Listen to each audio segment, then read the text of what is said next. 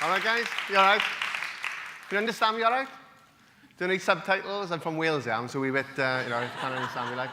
So, yeah. Like I said, my name's Mark Williams. I'm not a father's campaign. I actually campaign for all parents. But I'm known for the work around fathers because nobody was actually talking about fathers in 2011. Me and my wife actually campaigned for the mother and baby unit in Wales. Believe it or not, we haven't got one mother and baby unit in Wales. Nothing. Which is absolutely shocking when you think of it today. So anyway. I want to tell you a bit about my past because, like mothers, they got a history of depression, anxiety, and traumas. And fathers got a history of depression, anxiety, and traumas. So I want to tell you a little bit before I become a dad. So I'm from a place called Bridgend in South Wales. And Bridgend was probably in the media a couple of years, like 10 years ago. There was a lot of young people who were taking their lives. Totally destroyed our community when it comes to the media because, you know, even people today don't even mention Bridgend because they think they're going to be told about what happened. But I was actually a youth worker.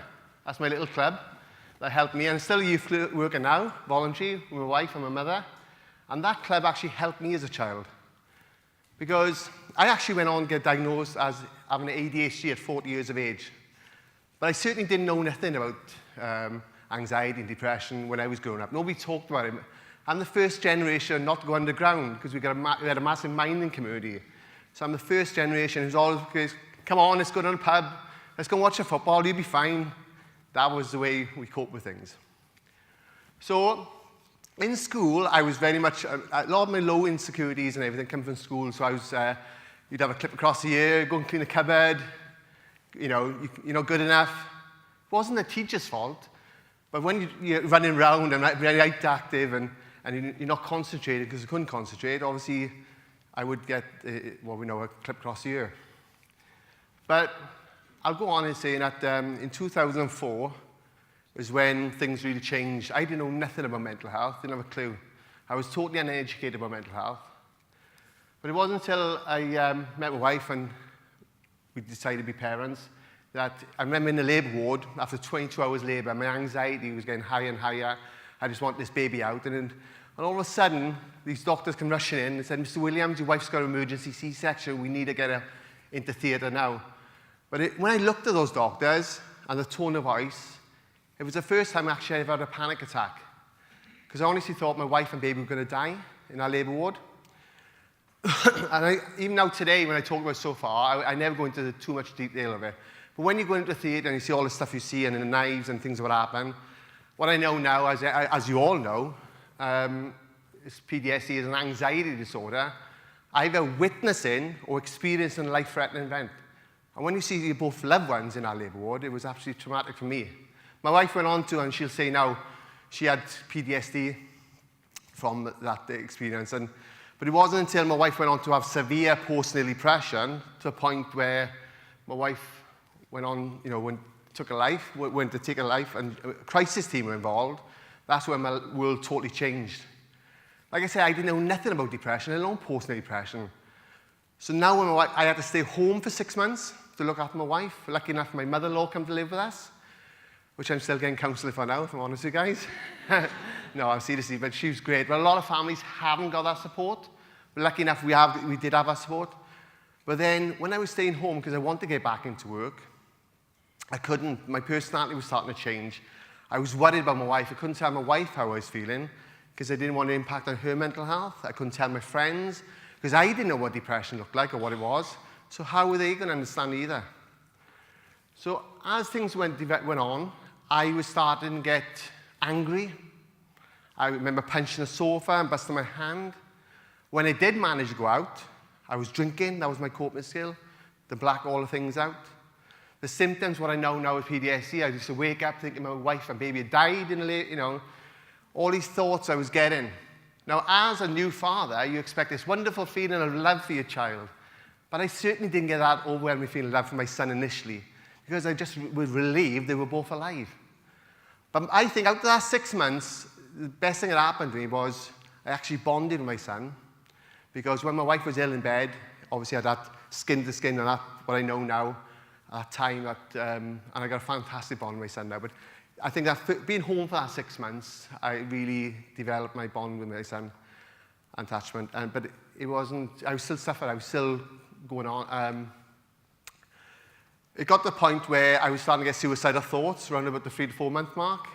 I never made a plan to kill myself, but I remember walking down the street in Cardiff. I thought, if the bus hits me now, then, you know, they better off without me. They better off. And when you're in that situation, you honestly think people are better off out there. I was starting to get paranoid.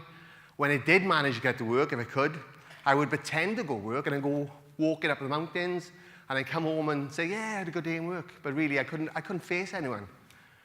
So what I know now, I was actually depressed in the postnatal period, the first 12 months. I didn't know at the time, but as a man, I kept on going. That's what I thought, just keep on going. My wife did get well, but it wasn't until years later when I lost my grandfather with dementia. I got a really close family, and my mother was diagnosed with cancer. I thought I was going to lose my mother, and eventually, because I hadn't dealt with everything else in my past, all this eventually what I know now, those thoughts I was getting in the postnatal period was getting worse and worse, the suicidal thoughts. I never made a plan, but I can honestly say, if it wasn't my son, I don't know if I would be here, because it got to the point where I used to worry what people thought. I couldn't go to the GP because just in case I would never get a job again if he'd known I had depression. You know, it was loads of factors why I didn't get the help.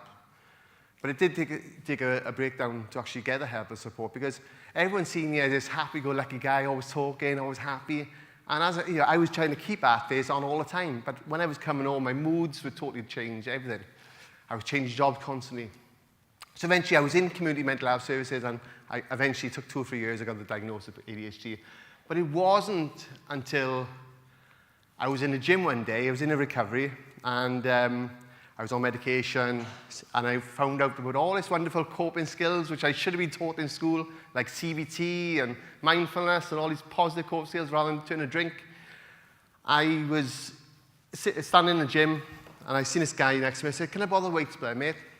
He said, yeah, I got to go to NHS prams. Now, I changed my career. Believe it or not, I was in sales for 13 years, so I knew about communication, listening skills. So I'll get on to that later on. But I was talking to him, and I said, he said, what's NHS prams? I said, what's NHS? He said, oh, my wife's got postnatal depression. I said, no way. I said, my wife had postnatal depression too. No way. And within 5 minutes, I told Brian more in 5 minutes than I told my best mate of 30 years. I found out that Brian actually witnessed his father hanging and sadly passed on. And he kept that for years. But when his wife had severe postnatal depression, and it was in these services, himself had a breakdown because now he's looking after his wife. He lost his business, he lost his house, everything.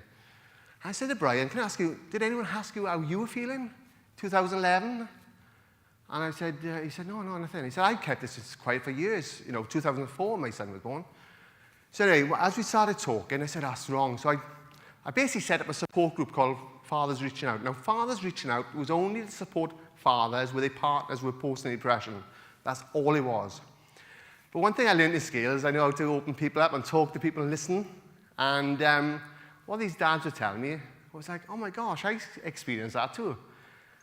So I was lucky enough to meet Dr. Jane Hanley in 2012, who wrote a book on perinatal mental health. And we come together, and this is what we found out.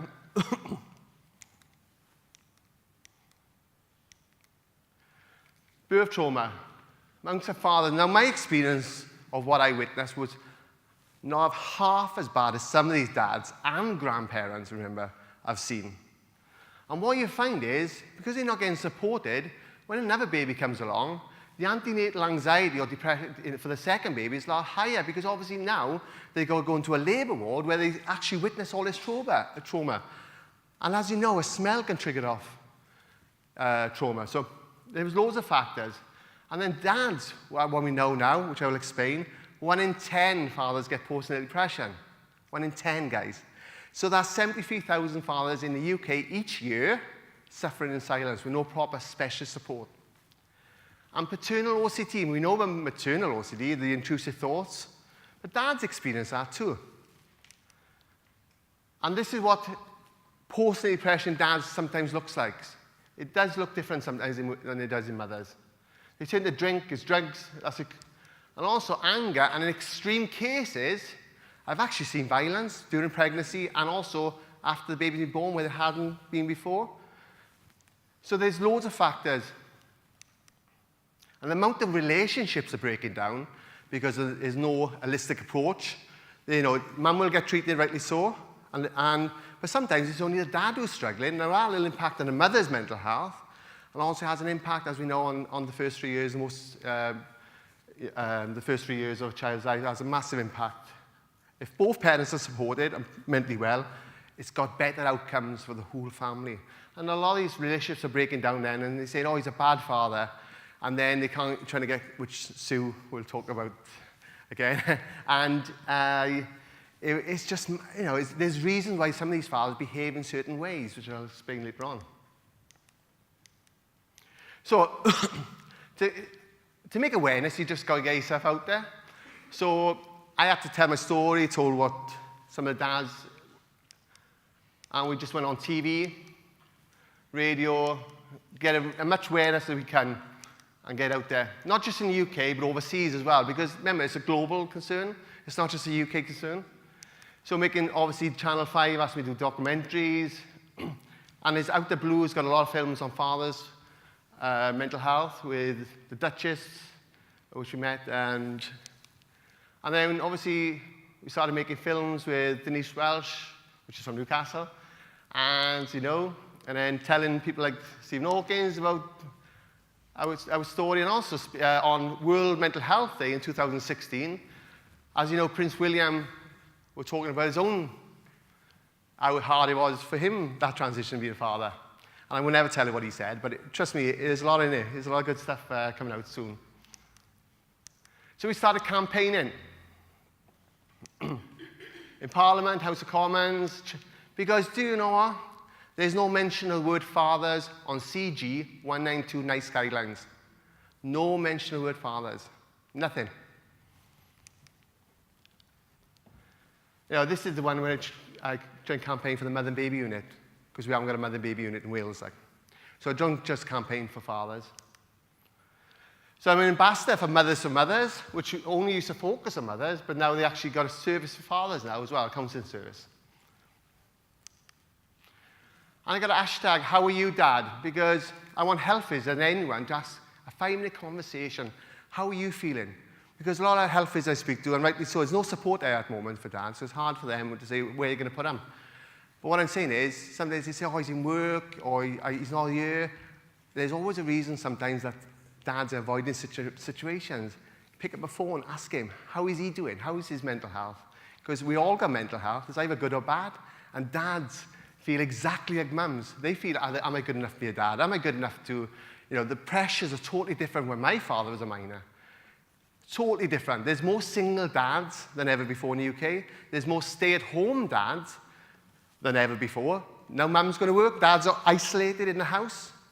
We've got to start thinking of all parents, which I'll explain about same-sex couples, everyone. We're all parents at the end of the day, mum and dad. So I set up International Father's Mental Health Day then, which is in its 3rd year now, and we've got Australian board and a couple of New Zealand, because like I mentioned, it's an international concern, because the biggest killer in men under 45 is suicide. Listen to that, the biggest killer in men under 45 is suicide, and we're not screening dads, we're not doing any assessments, and we haven't got no data how many of these dads actually go into other services because we're not picking up early enough. Because like me, I was never diagnosed with PTSD or post-natal depression, but if I was screened 3 to 6 months, that's a good time to catch dads, I would have been diagnosed as depression in the post-natal period. Because I was having suicidal thoughts around this time, loads of factors. Getting publications on board. So like I mentioned, there's no mention of the word fathers or NICE guidelines. But we've had some good news that the Global Wellbeing Summit are going to look at their guidelines and actually put mother and father, hopefully, on it. So it's coming, rather than just partner. It's mothers and fathers. I get dads who can't access special services unless the partner or the mother is actually involved in that service. It's got better outcomes when you support both parents, guys. When both parents are involved with children, it's got better outcomes. It's not rocket science. But we've known this since 91. We've known this since 91.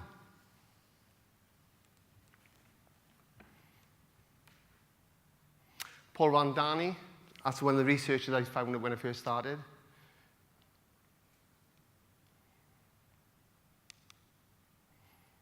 And the research, the fear of losing a partner, possibly dying during childbirth.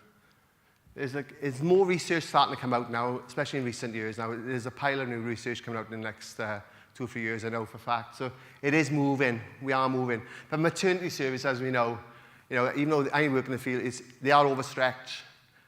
But we've got to start asking the questions, how are you, Dad? How are you doing? So I normally do this talk for midwives, health visitors. So you know all this stuff, guys, so I don't have to. But these are some of the symptoms I was experiencing, especially the nightmares. I honestly thought my wife was going to die in a labour ward. And even when I talk about it so far now, I won't take this, I can feel it in my stomach. I can feel it. That's 14 years ago. I thought my wife had been pregnant again. I only went up to have one boy. I've had the snip now, so I can't have any more, just saying, But the thought of me having, that's too much detail, sorry. That's my impulsive behaviour now, I can say now. So, but what I say is that the thought of my wife being pregnant, the thought it doesn't interest me at all, but it did before. Maybe I would have had another child. We don't know. I would never put my wife, or we did have a strong relationship, but a lot of these families are breaking up because there's just no support from them, guys. Nothing. I think some of the father stories I've spoken to. I think sometimes the dads have opened up to me more because when I tell them about my own story, especially now in the last couple of years, they feel they can open up, but I tend to open up to a certain level and pass them on to you guys then, So, I say to them, so you've got the Edinburgh Post-Natal Depression Scale. It's a tool we can screen. That can be used on dads. But also what I tend to do with dads, are you drinking more than you was since the baby's been born or since your wife's been pregnant? Oh, yeah, I'm actually. Oh, do you feel anxious? Are you avoiding situation? Do you feel paranoid? Are you involved with this baby? Those simple questions, they can relate to that more than just saying the certain questions. So anxiety is actually higher in men than depression. I'm making a slide there, sorry. It's actually high, sorry, it's 16 up to 16%. Listen to that. So this is signs and symptoms. Now this is on the NCT website. You can actually, if you Google NCT website, postnatal depression in dads, that's the signs and symptoms. You may as well just copy and paste it onto a mother's postnatal depression. It's exactly the same. This myth, it's just hormones. There's hormone change in dads during pregnancy as well, remember. There's more research we'll be looking into that more. There is a hormone change in dads as well. But we don't know, there's loads of factors why mothers and fathers get postnatal depression. At the end of the day, if that baby or pregnancy wasn't there, I wouldn't have been depressed in the postnatal period, the first 12 months. But these are some of the signs. History of depression, anxiety. They're just about managing the depression, and all of a sudden this baby comes along where they used to go to the gym to cope with, now they're isolated and they can't go to the gym. They use all these, you've got to think outside that some of these dads, just their lifetime totally changed and transition. The pressures are totally different from 20, 30 years ago. You've got to look at social media when I'll explain later on. So I hate the old time wanted to come quick, so. And they don't. I get the mum saying, he won't talk to me, Mark. He's very, well, if you're going to, at the end of the day, I only talk so much about what I witnessed in a labour ward. Some of my dads, they don't want to talk about it, because what I've witnessed. It's caused them so much anxiety, and they've had nightmares. I've had guys in the army who've actually had more, witnessed, than, it affected them more in a labour ward sometimes than ours on the front line.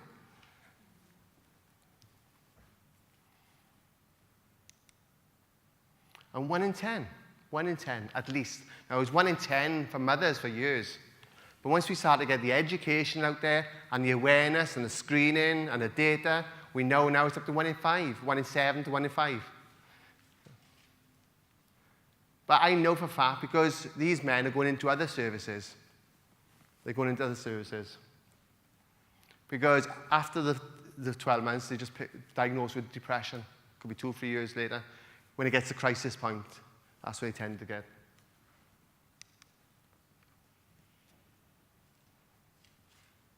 Drinking. That's one of the big things. Avoiding situations. They just don't feel good enough to be dads sometimes. And dads, remember, struggle to bond with their children. So if mum is struggling to bond with children, it automatically is picked up on, oh, we've got to support mum. But dads, they can't bond with their children too.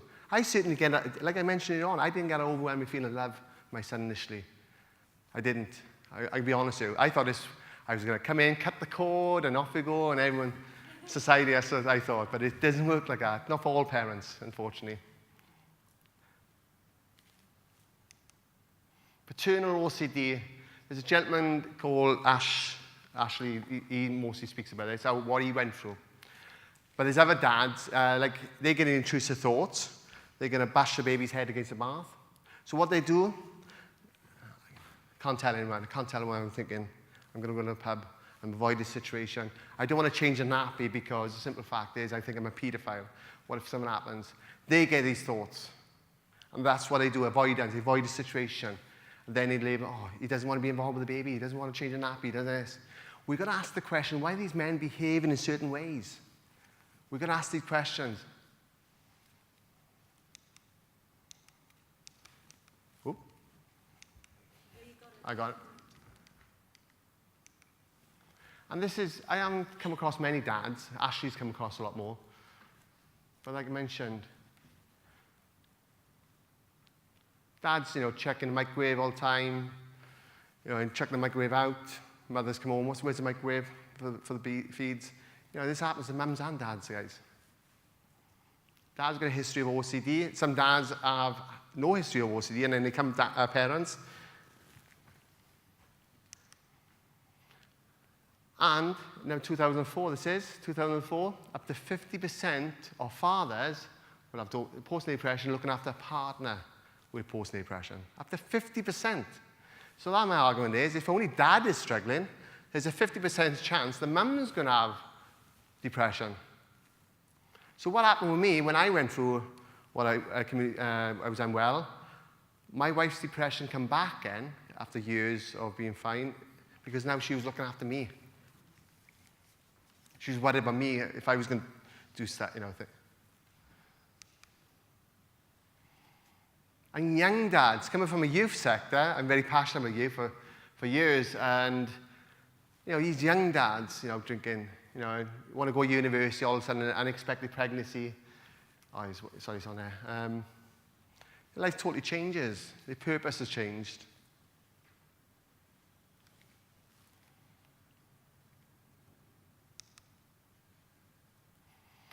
The impact on fathers' depression on infants and children. But I want to show you this slide, really. It's the next one. Sorry, guys. I'm going to do that. I don't know if anyone's have anyone seen this about dads? You've seen it, yeah?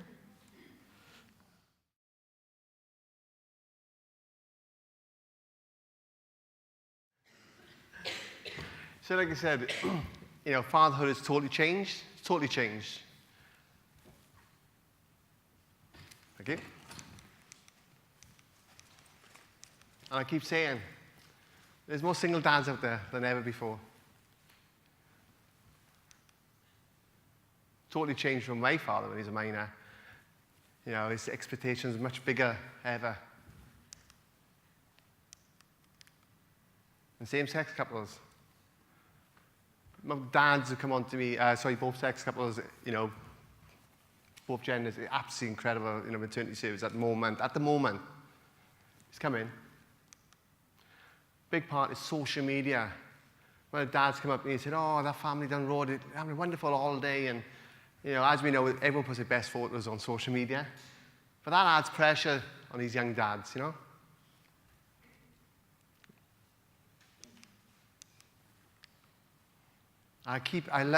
passion. As a youth worker, we've got to think of young dads as well, young dads. So stigma, I keep saying the biggest killer in men under 45 is suicide. The biggest killer of men under 45 is suicide. Average 84 a week in the UK. And this was a landmark case actually in 2011 where a man was diagnosed with post-natal depression and he actually was cleared of killing his baby. So safeguarding reasons. So that's another reason why we've got to look at all parents and supporting them. It's about educating the media as well. And the reason why I say this is, the articles like this is coming from Bridgend, what the media done to my community, how they basically chucked lousy comments about suicide. We've got to educate the media as well. Baby blues, because it was always about baby blues years ago. Oh, she's got baby blues, baby blues. We are talking about postnatal depression. In fact, we're talking about perinatal mental health now. Because perinatal mental health is antenatal anxiety, depression, postnatal depression, in perinatal psychosis, postpartum psychosis. You've got dads looking after partners with, the wives with severe illnesses who are actually got to be sectioned, and they got to, unfortunately, because there's not enough mother and baby units, these mothers are going into other units, and they're witnessing more trauma than they've ever done before, and also without the baby as well. So the dad's got to take that on. He's got to be home. So he's got all this to worry about. Financial reasons, lack of sleep is another factor why dads get depressed or can have depression. And this is a global concern. 500 million men took their lives in 1 year. 500 million. How many of these are dads? 500 million men. You're thinking 500 million men took their lives globally.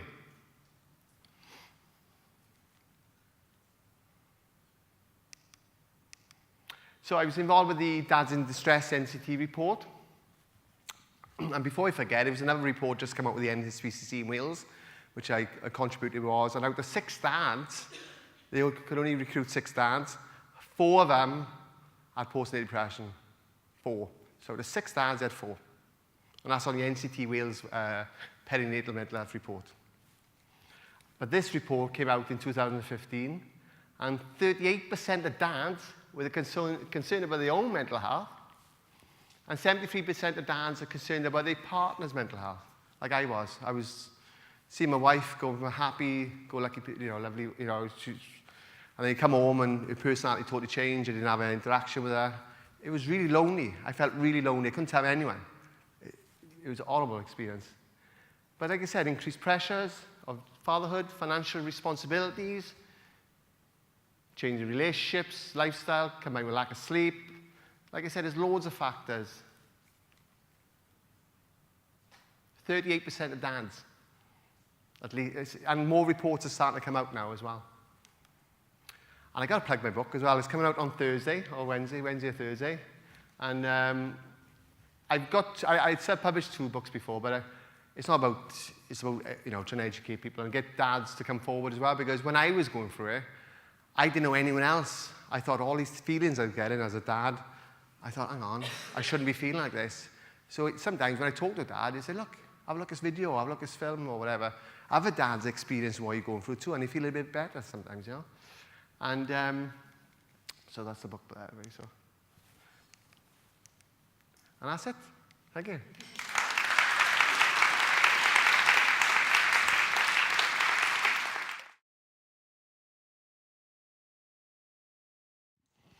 Thank you very much for that very moving talk, and especially for your willingness to be vulnerable yourself in talking to this august body.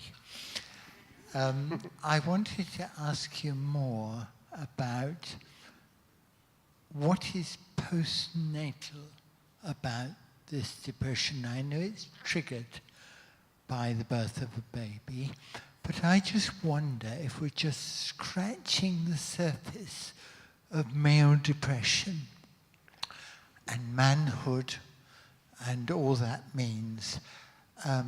We're looking now at PTSD a lot in army situations, in warfare.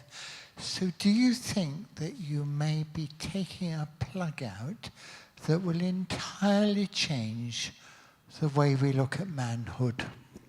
You say about PTSD, like, it does overlap PTSD and post-natal depression.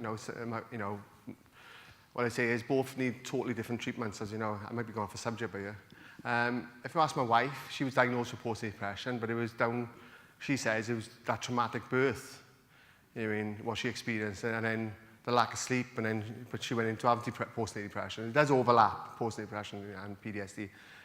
But as a father, as I'm from a mining community, we never talked about any emotions. I never seen my father cry until his father passed on. I never talked. My son is 13 now. Now he's probably the most educated person, because both of us in the field, he's more likely to come on to me to talk about our feelings. Like I mentioned, I never told my best mate about my own feelings, how I was feeling, my moods. It was the case, if I said to my mates, oh, come on, get a grip, let's go to the pub. Let's go have a pint and all that. So and I know a lot of men who I speak to now, drinking, drugs, loads of factors, because that's how they cope. We haven't been shown no positive coping skills like CBT and all this mindfulness. And if I had my way, everyone should have counselling before they can become parents. I'd love to see that in the antenatal period. Get it all out. Let's all deal with it now. You know what I mean? And then let's get really ready. Let's prepare. Because we always wait for crisis point. Always waiting for crisis point. A lot of men I speak to are actually, the only time they get help, like me, is when you're literally at that point where you want to just think you want to end it all. Right? Where we should be talking about mental health, because we all got it, like I said, we all got it. But as a man, from my community, is probably, they say, well, Sue knows my community, some people say it's a deprived area. It's got probably one of the best communities I can imagine, and I love it. The pressures of no money for children, there's loads of, I'm going off subject a bit, but what I'm saying is that I certainly, as a man, I thought I was weak. I thought I felt helplessness in the labour ward. I thought I should be the one who's going to protect my wife. I couldn't, when all this stuff was going on, I just wanted to care for my wife, and I felt useless. That's how I honestly felt like. And I just hid it. I masked it. I went to work smiling. I was coming home moody, changing jobs. But it wasn't until I met Brian in a gym, and we just opened up side by side, because I think men I tend to talk to sometimes work better, they talk better side by side for some reason. And I just opened up. I was like, oh my God, this is brilliant. This is great. I felt really good. First time I actually talked about my emotions, how I was feeling, because he understood as well. He understood. And so I think, it's, why we got this crisis point where the biggest killer of men is suicide under 45. Did I ask you a question then? I don't think I did I? I hope I asked you a question. But as a man, it's hard. It's hard to come out and show your emotions, It was hard for me, certainly, But now I've come out and talked about it. I basically can't shut up about it now. I know the camera's running by you, but a friend of mine, I got to watch a famous rugby player who played for the British Lions of Wales. I was in school with, Gareth Thomas. He struggled for years with his sexuality. I knew about it years ago. But we all knew, rumours, huh?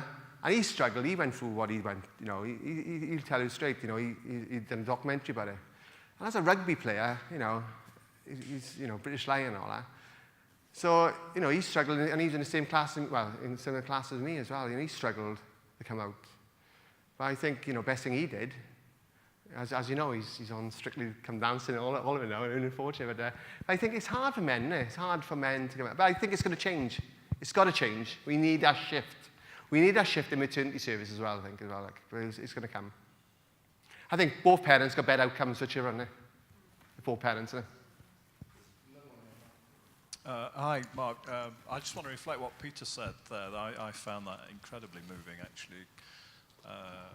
Virtually moved to tears at points. There's something about fatherhood and kids, it's what it's all about, really, isn't it?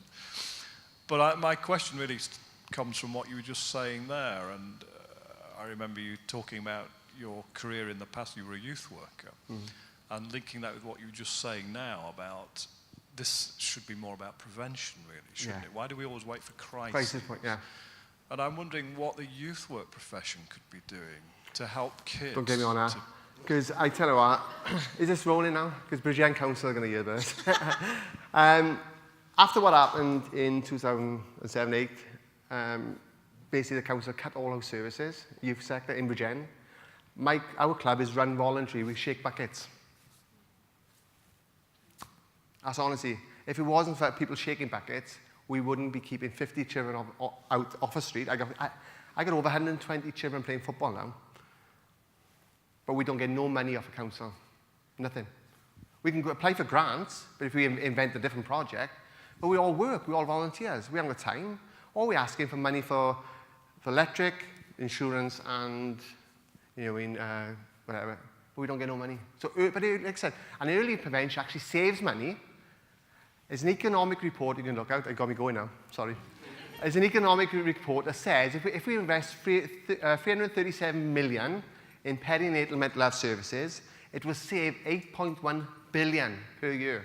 And it's actually on the Maternal Mental Health Alliance website. My argument is that's only 73% on 72% on the baby, and 28% on the mother. Sorry, doesn't include dads in our report, mine. So I reckon it's over 10 billion we save. So if we invest 337 million each year, we will save in the long term 8.1 billion. Now, I'm not rocket science, but early prevention, why are we always waiting for crisis point? We should be doing it in schools, we should be having counsellors, we should have early prevention in place. Because I certainly wish I had all these coping skills I got now. And then, but all these men I speak to, it's just crisis, always crisis point.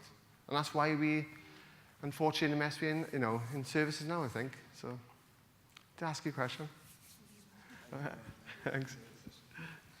Hi, Mark. I say, right? I was really struck by when you were talking about that helplessness that you felt at the time that Michelle had the baby, and it was like for you being pushed out.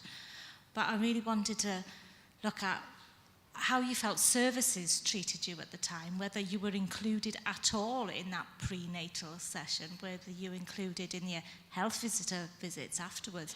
Because my experience is that dads are airbrushed out of that whole process of pregnancy and birth, that there's no room to record anything about the father in the records. And I wonder how you felt at that time. Yeah, well, when my wife went through a lot of good things have happened for when my CPN nurse, community mental CPN nurse, went on to set up NHS prams after witnessing what my wife went through in 2004. So she went up to set up the only special service in Wales, believe it or not. And so she knew what I was saying. But I was never asked once, how are you feeling? It was only when my mother-in-law see me shaking in the chair that she did say, Mark, you need to get help. But I said, no, I'll be fine. I'm all right. I'll be fine.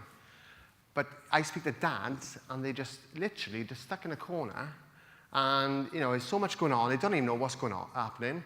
That's caused, communication can cause trauma. We think trauma as in this massive, loss of loads of things. But sometimes it's a lack of knowing information and preparing them as well. They're stuck there thinking that, oh my gosh, what's going to happen? Is my wife going to die? Like I did. It's a horrible feeling, Yeah, but we've got to, the dads I speak to now, it is better, some parts of the country, they are thinking of dads. But when you think of it, until we change the guidelines, nice guidelines, CG 192 nice guidelines, still, dads are not getting the proper special service either, And they can't bond their child. So if you can't bond, sometimes they just leave the relationship, and then that's got another issues that goes on about. Dads can't bond with their children too. They can't bond. But a lot of dads, they just want somebody to sit them down for 5 minutes, explain what's going on, and like you said, that early prevention, can stop it from, unfortunately, it was only 4 weeks ago, there was a dad who was diagnosed with post-natal depression, and it's the first one that actually, his wife came out, or ex-wife came out in the media, he actually went out and took his life. And you can Google that, it's on, and the lady who I campaigned with the How Are You Dad, basically, he was never asked either. What she knows now, he had postnatal depression, unexpected pregnancy, 8 weeks, she was pregnant. He walked out the door and took his life. So, you know, and that's just too, we don't know how many it is. We don't know. I say we haven't got the data, we're not screening, we haven't got no assess. Until we get that, we don't know what it is, because sometimes it happens years later. So we've got to include dads, guys, got to include dads. Hi, thank you. I appreciate the preventative stance of encouraging young people to be able to express their emotions early and learning all of this in school. But research also shows that men have trouble seeking help for mental health. And we have this culture of, well, you all have this culture of masculinity. So your examples there are really helpful. What are your recommendations for us as counseling psychologists to bridge that gap and encourage men to come out and say, hey, I'd like to talk about it? Who can help? I think it is, obviously, we know about, is that out the blue? If you say my email address, I can send you loads of videos. But looking back, I think if I know what I know now, that how I was feeling, other dads are feeling that same, perhaps I would have talked a bit more, maybe, I don't know. But it's you know, coming from my community, it's a very much like, come on, let's go have a couple of pints, and, you know, it's what do you think we can? Well, just keep talking. We just got to keep having conferences, talking, education, get in schools. And that's the thing. We got to start in schools. You know, let's get rid of 1 or 2 lessons, and let's put this in. You know, let's put you know, mindfulness in place. Is anyone from France here? No, nobody from France. Let's get rid of French lessons then, and then let's put you know, mindfulness. You know, all these. Let's talk about it in these classes, like, you know, school is for learning, isn't it? You know, that's what it's there for. Mark, thank you for what was a really engaging keynote. Thank you so much. Thanks. And you're a shining example of what it means to make a difference out of your own experience. So thank you. What I wanted to ask was if there was a point, and if it was, I'm being a bit restrictive here, but if there was one point during the either the prenatal or postnatal sort of period at which support could be offered or a question could be asked, and there was just one point, where would you say that crucial kind of point is that people could really think about supporting fathers? I'm 14 years ago now, and I know it's, like, I didn't know what emergency C-section was. The word emergency. Now, you know, some people, I can be very hypersensitive as well, so, you know, I'm probably pick up more feelings than when you see somebody coming in, emergency C-section, you know, the doctor's faces. I was like, oh my gosh, what's going on? My wife's going, you know. So fathers would have reacted probably different to that. So, and I'm very person-centered, and what works for me might not work for you, whatever, you know. Maybe, what I find is that, you know, education, you know, sit them down and say, look, this could happen to you. This could happen, you know, if you have the signs or symptoms, you know, if you're experiencing this afterwards, then, you know, it could be leaflet form, it could be have a chat, it could be, you know, education power, innit? It's powerful, innit? But I didn't know what a nightmares were. I didn't know what depression looked like either. It was only until I got the crisis point I related that experience to when I was depressed after, you know, during that time. Like, so I think just men just keep going, don't they? Try to keep going, and try to be a solid person. And I think, yeah, more education, I think, if that makes sense. And just ask the dad, you know, how's your mental health? You know, especially if you've got a history of depression, anxieties, and traumas. You know, because that's a big red flag when it comes to mums, isn't it? But dad's the same, you know. That's a red flag too, you know. So around about the 3 to 6 month mark, I would really ask the question with dads as well. 3 to 6 month mark is when it comes. Yeah. A couple more questions. Hi. Yeah, right. Again, thanks, Mark, for a wonderful presentation. I was actually tearing up at one stage, wiping away the tears. I just wanted to ask, in addition to what you've already said about not having enough services out there for men and that kind of specialist attention or care, do you think, it's more like a comment really, that it may be that men just don't give themselves permission to not be okay and to actually own that it's okay not to be okay? Yeah. And so how much of that plays into it, as well as just a lack of services and attention? Yeah, you know, that's the thing, you know, when you get a health visitor saying, look, trying to open them, you know, where there's no service for them to actually go to, you know. Yeah. That's the thing I get off is, well, okay, if you have this conversation, where's the support for dads? Because there's hardly anything in the UK. Honestly, it's hardly anything. We're only now, in the last 5 years, talking to my mum and the baby with the perinatal mental health services improving. But I think if somebody's behaving in a certain way, especially antenatally or in the postnatal period, we've got to think, hang on, why are we judging that person? Why is he, that's behaviours. You don't just think, but it's also the men judging themselves. Judging themselves, yeah. And saying, well, my partner's just gone through, a difficult birth. And then, she's the one that needs the help. She's the one that needs the help. Yeah, and exactly. I think I'm just thinking maybe that happens more than we realise. That look after my wife. She's the one that's just had the baby. It's the mums that go through the tough times, and dad's kind of okay. And maybe I shouldn't be needy. Needy, yeah. You're right. Yeah. Like Michael Dent, I don't know if anyone knows it, he says that men shouldn't be in the labour ward. I'm not saying that at all. Yeah. But at least prepare them to go into the labour ward. Yeah. At least have some sort of information. I'm not saying that all men, it's only last, 40 years men have been going into labour. But Michael Dent says, look, men shouldn't, I'm not saying that, but at least prepare them, because for a lot of families, it's a fantastic experience. It is, isn't it? But I think preparing them, I think antenatally, prevention, isn't it? Mention, so I think, ask your question, is that right? Yeah, it was just more conversation. No. I wanted to ask. Sorry, if I can just jib in here. Something flashed up very quickly, Mark. It was obviously Piers Morgan, God bless him, making some very ill-advised comments about this whole situation. But, kind of feeding into what you were saying and what other people have said about, the masculinity and, this sort of thing.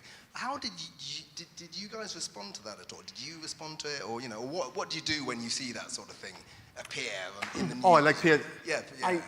If I'm honest with you, I was totally uneducated about it. I was like Piers Morgan.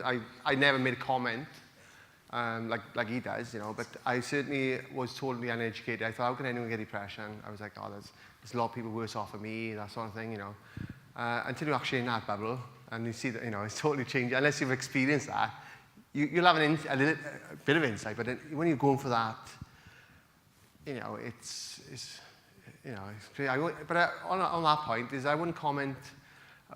My best mate's an electrician. I won't comment how to do his lights because I don't know anything about electrician. But we tend to have chuck comments out all the time. Oh, depression, this, and that's adding to the fuel of the stigma, isn't it?